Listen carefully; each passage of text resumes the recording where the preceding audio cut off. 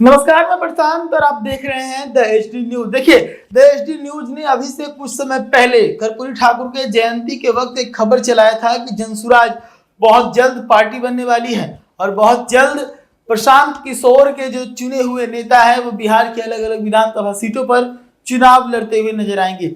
अब इस खबर पर एक नई अपडेट आई है। नई अपडेट ये है कि जनसुराज बहुत जल्द पार्टी बनने वाली है और कब, इस चीज को भी साफ कर दिया गया है। मैं आपको बता दूं कि आज जनसुराज की आधिकारिक एक्स हैंडल पे एक पोस्ट डाला गया है जिसमें लिखा गया है कि ज्ञान भवन में जनसुराज के साथियों के साथ मंथन हुआ है और इस मंथन के बाद जनसुराज यात्रा को अब दल बनाने का विचार किया गया है।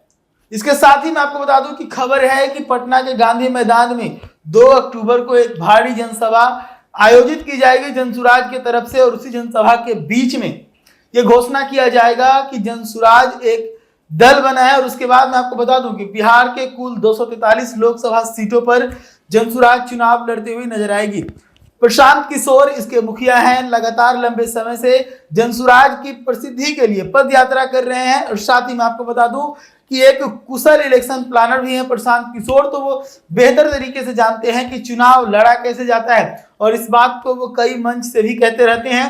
तो लगातार प्रशांत किशोर इस बात को लेकर आश्वस्त हैं कि चुनाव हम लोग किस प्रकार से लड़ेंगे और चुनाव लड़ने का परिणाम क्या होगा। प्रशांत किशोर की माने तो वो लगातार ये कहते हैं कि हम अच्छे तरीके से जानते हैं कि सरकार कैसे बनाई जाती है।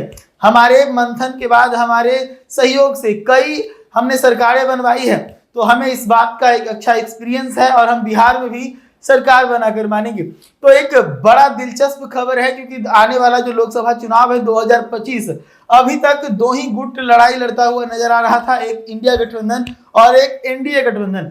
इंडिया गठबंधन की तरफ देखा जाए तो कांग्रेस है, राजद है और एनडीए गठबंधन की तरफ अगर देखें तो एनडीए गठबंधन में भाजपा है, जदयू है, हम सेकुलर है, लोजपा रामविलास है, राष्ट्रीय लोक जनशक्ति पार्टी है। इसके साथ ही मैं आपको बता दूं कि उपेंद्र कुशवाहा की आरएलएम भी है। तो इस प्रकार से बिहार में इस बार का चुनाव होगा वो काफी दिलचस्प होना है क्योंकि प्रशांत किशोर जिस कॉन्फिडेंस में नजर आ रहे हैं तो ऐसा लग रहा है कि आने वाला जो चुनाव है बिहार के अंदर कई सीटों पर तीसरा मोर्चा देखने को मिलेगा। ये चीज इस बार के लोकसभा चुनाव में भी देखने को मिला।